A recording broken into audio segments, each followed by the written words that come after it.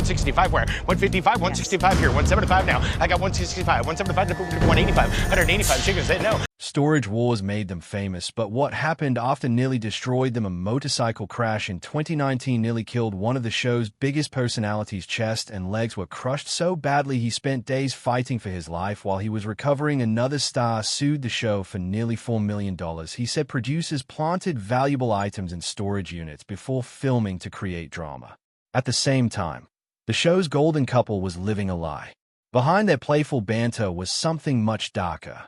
When the truth finally came out, police reports and court files told a story that shocked everyone. Daryl the Gambler Sheets. Daryl Sheets didn't just fade from TV after Storage Wars. His life took such a sharp, dramatic turn. It felt like the end of one story and the beginning of something entirely different. Fans remembered him as the gambler, the guy who'd risk it all on dusty lockers filled with who knows what. But off-screen, his real gamble came not from bidding wars, but from his own body turning against him. In 2019, he found himself fighting for his life. After 3 silent months of illness, his heart gave out twice. Doctors found not only heart failure but serious problems in his lungs. He needed emergency surgery, and suddenly the man who'd made a living off instinct and adrenaline was forced into a kind of stillness he never expected. What made it cruel was the timing. Just before all this, he had lost over 100 pounds and turned his health around. He had been feeling better than ever, and then his heart stopped cooperating. Meanwhile, cracks started showing up in his personal life, too. His engagement to Romney Snyder, which had seemed solid during his darkest hours, suddenly fell apart. By 2022, he was openly bitter about the years they spent together. When a fan brought up her name online, he didn't hold back. And then came the twist no one expected. Out of nowhere, Daryl rekindled his old love with Kimber Warfel, the ex-wife he divorced back in 2016. They didn't make a big announcement. They just quietly reappeared in each other's lives, sharing photos, calling it their 10-year anniversary, like the divorce had never happened. It was like watching someone hit rewind and then press play again, hoping for a different ending. Daryl didn't just recover, he transformed. He left California, left the chaos, and settled near the lake in Arizona. The man who once thrived in dusty warehouses now found peace beside calm waters. No more wild storage hunts. No more cameras chasing his every move. He started selling vintage items through a small shop with a cheeky name, Show Me Your Junk. But even that was more about fun than fortune. He spent his days restoring old cars, snapping pictures of sunsets, and writing things like just loving life so peaceful. He wasn't alone. His current partner, Hattie Rich, is far from the world of reality shows. She runs vineyards and restaurants, and her lifestyle matches the slower, richer pace Daryl seems to have embraced. He doesn't look back much anymore. The man who once chased treasures now values quiet mornings and second chances. Barry the Collector. Weiss. Barry Weiss wasn't just another cast member on Storage Wars. He was the wild card. The guy with skeleton gloves, leopard print shirts, and a voice like gravel. When he suddenly disappeared from the show in 2013, fans were stunned. Barry said he wanted to leave while the show was still popular. He called himself a professional slacker and meant it, but nobody expected what would come next. In 2014, Barry returned with a new show called Buried Treasure, where he drove around the country hunting for bizarre antiques. It only lasted 8 episodes, but it was pure Barry. Offbeat, funny, and full of weird finds. A year later in 2015, he popped up again with Barry Strikes Back, this time looking back at his favorite moments from Storage Wars. Then came April 2019. A quiet street in Los Feliz turned into the backdrop of a life-altering moment.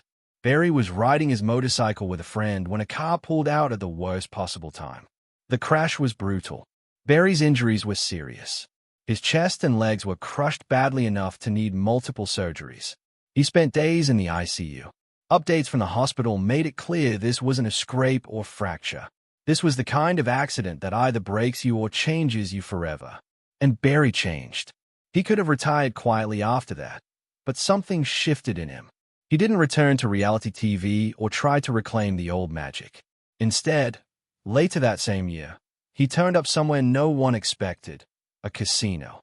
Not as a guest, but as the face of Sherwood Valley Casino in Northern California. He became a voice, a character, even a symbol of reinvention. He also expanded into voiceovers for other casinos in the region.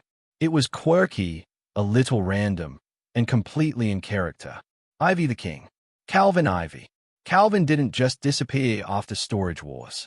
He turned the fame into something bigger, something that most people didn't see coming. People knew him as the king on the show, but once the cameras stopped rolling, Ivy started building a kingdom of his own. And it didn't take long. He started out in 2008 buying storage units when almost no one knew his name. Just a year later, in 2009, he opened his first store, Grandma's Attic. It wasn't some dusty old shop in the corner of town. It became a non-stop late-night hotspot. While most stores closed at 7 o'clock, Ivy kept his open until midnight, sometimes even 3 a.m. He built it for people like him, hunters, diggers, the kind who never sleep when there's treasure to be found. Then, in 2012, he joined Storage Wars. But by that point, Ivy was already a force in the storage game. Over the next few years, he didn't just build a store. He built a system, a fast-moving, high-turnover empire where new stuff rolled in constantly, and old stuff never sat long. He traveled far and wide when local auctions dried up. He played the bidding game like a pro, brushing off the usual tricks other buyers tried to use. After 16 years in the game, nothing rattled him. And all of this paid off. Today, his net worth is around $1.5 million. That's not just from TV. That's from grinding, building, and thinking ahead. But Ivy didn't stop at money. He started thinking about legacy. In 2014, he married Wendy Calvin. And soon after, he brought his two sons, Isaiah, born in 2000, and Ivy Jr., born in 1998, into the fold. He didn't just let them hang around the shop. He handed them the reins. On season 13 of Storage Wars, both boys showed up and started bidding themselves. Ivy let them lead. He wanted them to learn, not just watch. And he made sure they were ready. The Calvin family isn't just a business team. They live a rugged outdoors life. Hunting, fishing, off the grid, not for show, but for bonding. Ivy believes in building something real, something lasting. And those trips into the wild weren't just about fun. They were lessons in patience, skill, and grit. The same things that built his career. What makes Ivy's story even more surprising is how private he stayed through it all. You'd think a guy from reality TV would want to stay in the spotlight, but Ivy doesn't overdo it. He shares pieces of his world. Cool finds like Baby Yoda toys and Rey Star Wars sets, but he draws a clear line. His wife Wendy almost never appears publicly. One rare exception was in 2014 when they showed up at the Reality Wanted Awards in Los Angeles. Since then, Ivy's kept things low-key. He never lost control of the narrative. He never let fame pull him in too deep. Dave the Mogul Hester, the man known for shouting you on Storage Wars, ended up at the center of one of the biggest scandals in reality television. In December 2012, he filed a massive lawsuit against A&E and Original Productions asking for $3 plos and $75 million. But this wasn't just about money. Dave claimed the entire show was fake. He said producers planted valuable items inside storage lockers to create drama. One example he gave was a locker that supposedly had newspapers from the day Elvis Presley died worth over $90,000. Dave only paid $750 for it, and he believed it was staged.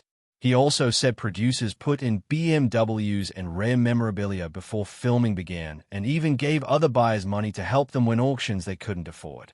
When Dave complained about all of this, he said they fired him. In his words, he wasn't comfortable being part of what he called a charade. He wanted people to know that what they were watching wasn't real. At first, in March 2013, a judge threw out parts of his lawsuit, but by September, the court allowed him to move forward with a wrongful termination claim. The case finally ended in 2014 with a quiet settlement, and the network never admitted to doing anything wrong. They insisted the show had no staging at all, but the damage was done. People now looked at Storage Wars with different eyes. After the lawsuit, Dave didn't chase more TV fame. He went back to the real auction world. By 2023, he was running auctions across California. No cameras, no drama, just industrial zones and parking lots. One event in San Luis Obispo had over 75 storage units up for grabs. It was a far cry from his TV days. People weren't asking for selfies anymore. They were just watching the auctioneer raising paddles and calling out bids. Dave had stepped completely into the background, but even off camera, things weren't smooth. In 2020, he ran into a serious issue with a company called Public Storage. He bought a unit for nearly $12,000, thinking it was a legal sale, but the original owner had already paid their debt, and the system hadn't updated in time.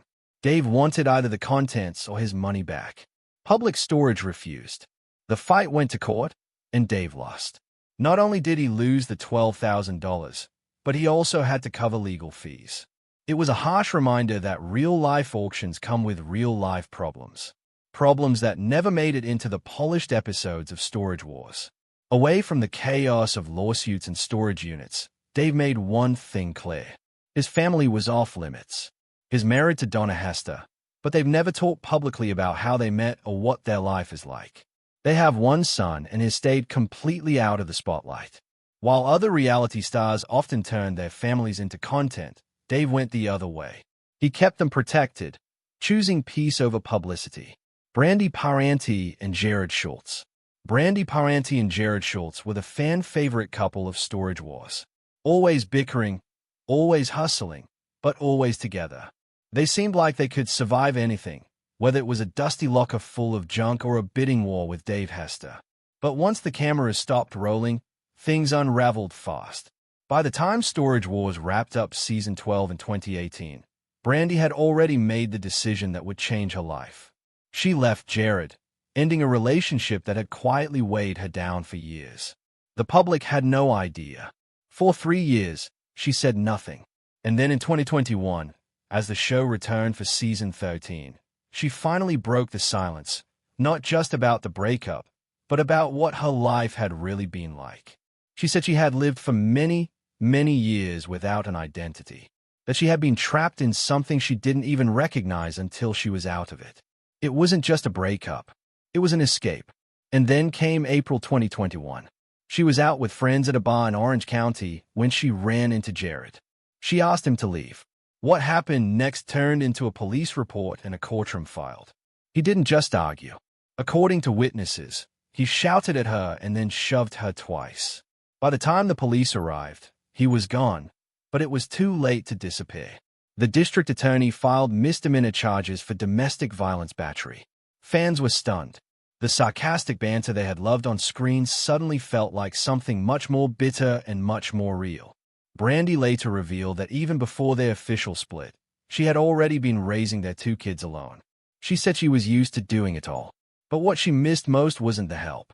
It was the voice of a father in the house, a kind of presence she couldn't fake, no matter how strong she was. Cameron and Peyton were with her all the time now. There was no shared custody, no weekends off, just Brandi doing everything she could to start fresh while carrying the weight of everything she had been through. And somehow she did it. She launched a podcast on YouTube called Happening Now with Hammer. She opened up about her past and she started dating again. The new man in her life, Clifford Beaver, brought something she hadn't felt in years: peace. In May 2025, reports began to hint that she might be preparing for something bigger: marriage. A complete transformation for someone who once admitted she didn't even know who she was.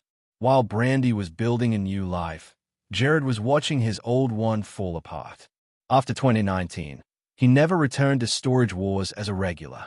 His 2021 appearance was brief and painfully awkward. He and Brandi stood on opposite sides of the auction floor, hardly speaking. The tension was so thick, it practically buzzed through the screen. It was clear the show had moved on, and so had she. But for Jared, the headlines didn't stop. That same bar incident in April 2021 became a turning point. The man fans once saw as tough but harmless now stood accused of something far more serious. He denied the allegations. He left the bar before the cops could even speak to him. But the damage had already been done. It wasn't just about public image anymore. It was about the law. Dan and Laura Dodson. Dan and Laura Dodson didn't just become famous because of Storage Wars. They turned their auctioneering skills into a powerful business empire. But behind the fast-talking bids and TV appearances is a story filled with terrifying close calls, family tragedy, and a lot of hard work that never stopped. Everything changed for them in the early morning hours of June 16, 2014.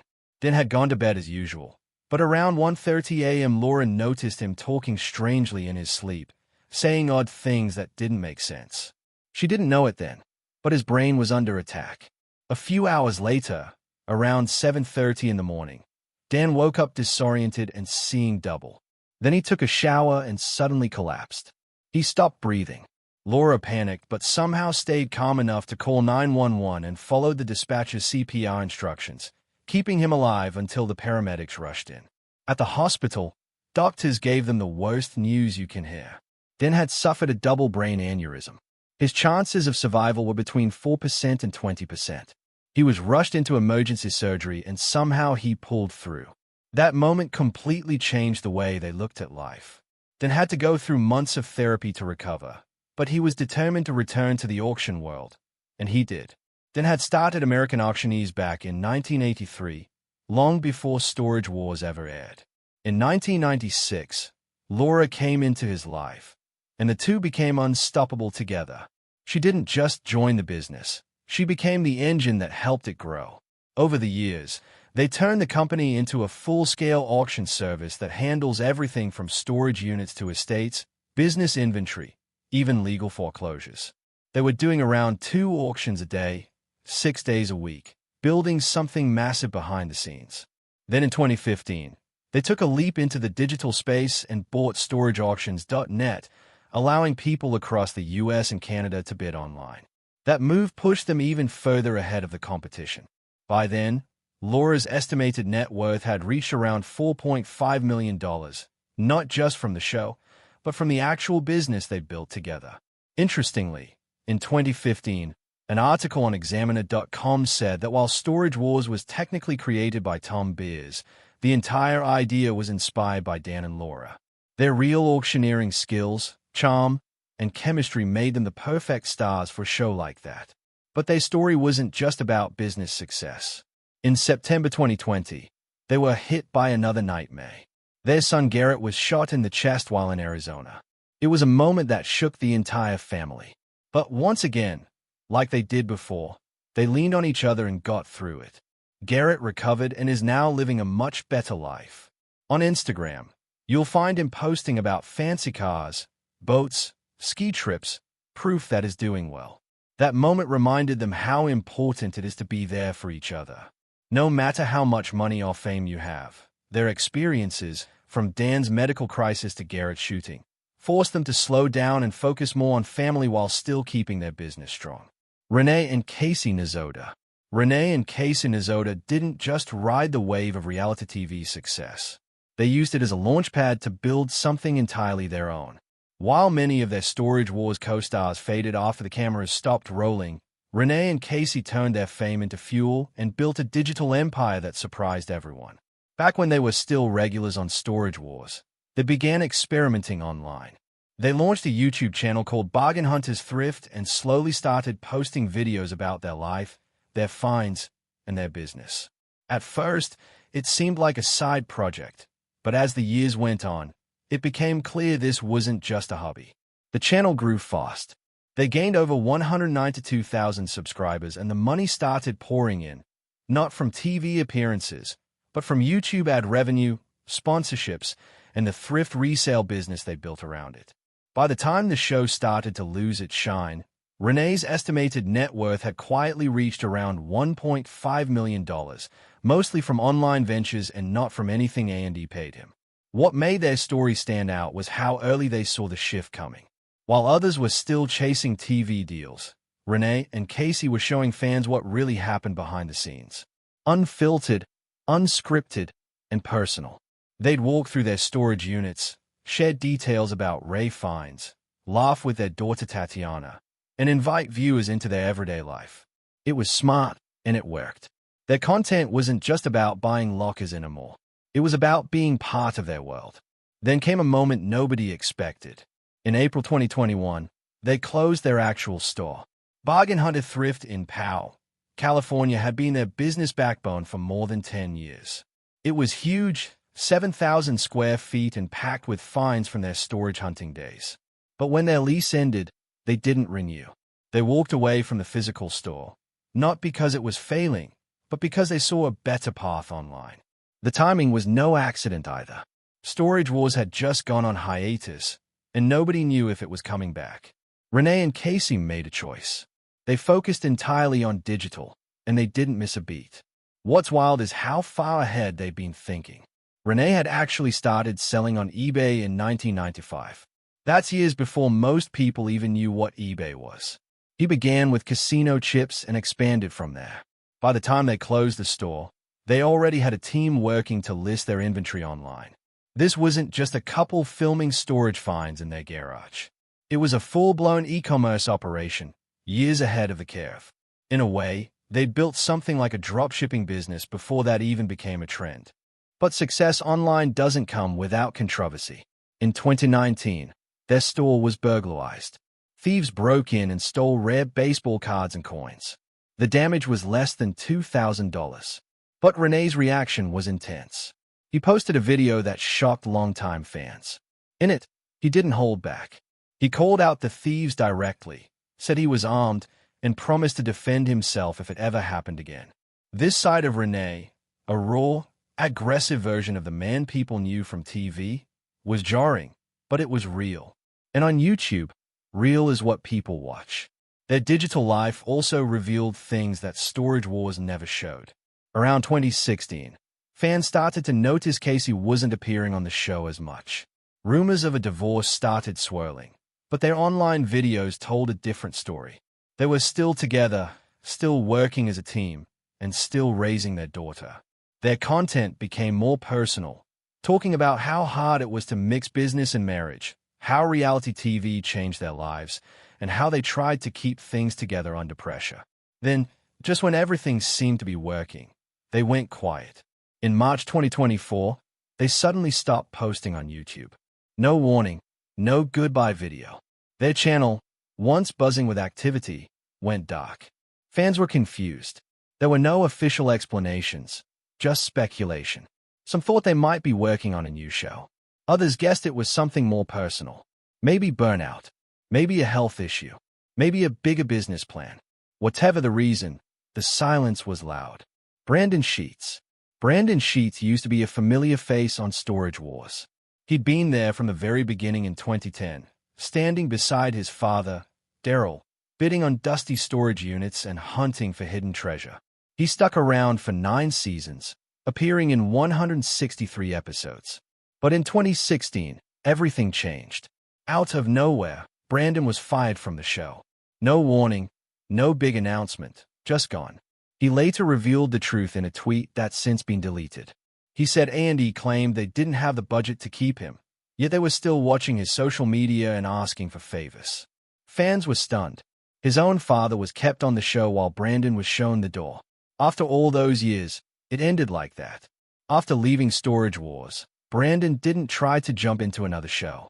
Instead, he moved to Queen Creek, Arizona, and started over. He became a licensed real estate agent with Keller Williams. Then, in 2022, he picked up a second job as a UPS driver, handling big rigs with a commercial license. This wasn't about staying famous. It was about building a steady life. No drama, no spotlight, just real work. Brandon's personal life changed, too. He'd married Melissa in 2015, and they already had a daughter, Adeline, born in 2011. In 2019, they welcomed their son, Ledden. His Instagram now shows a completely different man. He makes fun videos about everyday suburban life, joking about pancakes and backyard BBQs like he's starring in a parody of MTV Cribs. It's silly, but it's real, and it shows he's still got his sense of humor. In June 2024, Brandon was in a serious car accident. It could have been much worse, but he made it through, just like he did when his father had a heart attack back in 2019. Those close calls reminded him what really matters. Fame faded, but family didn't. 2023. His net worth is around $300,000. Not millions, but enough for a stable, middle-class life he built with his own hands. Kenny Crossley. Kenny had started out as a sheriff's deputy in Mississippi, then moved into the storage unit world. But after Storage Wars, he turned into something no one expected. A full-blown hustler with more projects than you can count. The biggest surprise, Kenny's been producing music for more than a decade under names like Dual Personality and Kenny Do It. He's worked with artists like Little Daddy, creating hip-hop tracks and growing a second career that most fans never knew about. And somehow, while doing that, he kept showing up on TV, too. Since 2014, he's also been driving Uber in Long Beach. But it's not just a side gig. He made it into a show. He started filming funny, wild encounters with passengers, mixing it with food reviews from local spots. People loved it. His Kenny's Uber adventures turned into viral content, and he built a loyal audience. His YouTube channel is full of videos of him rating hot dogs, apple fritters, even Costco snacks. All filmed during his Uber runs, and he didn't stop there. Kenny launched a clothing line called Ray John, and he sells pralines under the name Jackie's Famous Pralines, calling himself the Praline King. It sounds like a joke, but it's not. By 2021, all of this added up to a net worth of $2 million. He took the fame Storage Wars gave him and turned it into real businesses that made real money, even if no one was watching him on TV. Mary Patton. She was the calm, quirky one on Storage Wars, known for turning old junk into beautiful pieces. Her shop, Mary's Finds, had become a landmark in Texas by the time the show went quiet in 2019. But that quiet was anything but peaceful for Mary. In 2020, the world shut down. Her store, which had always relied on visitors and fans, couldn't survive the drop in foot traffic. She made a hard choice. She closed the physical shop, but instead of quitting, she rebuilt online. She launched marysfinds.com. And suddenly, her audience wasn't just local anymore. People from all over the country were buying her vintage pieces. Items sold out minutes after being posted. The fame she earned on TV became fuel for her online business, and she made it work. While fans thought they knew everything about her, Mary had been keeping one big part of her life completely private: her relationship. She had always avoided talking about dating, and many believed she was single by choice. But behind the scenes, she was with someone. His name is Dylan. They met years earlier, and in 2017, he even appeared on Storage Wars, but no one realized they were a couple. They managed to keep their relationship out of the spotlight for a long time. When Mary finally started sharing little glimpses of their life on social media, fans were shocked. Not because of who Dylan was, but because she'd managed to keep something so personal completely hidden. They've traveled together, gone to auctions, and quietly built a life that doesn't depend on attention or approval. But the biggest twist in Mary's story didn't happen in Texas or on television. It happened in Kenya. She became deeply involved with Ubuntu Life, a nonprofit that helps children with neurological conditions and supports women through fair trade craft work. Mary didn't just donate money or show up for photos. She got directly involved with product design, using her eye for style to help the women of Kenya sell their handmade goods. It was a massive shift from furniture and thrift stores to medical clinics and global aid, but it fit her perfectly. Away from the cameras, she found something even more meaningful: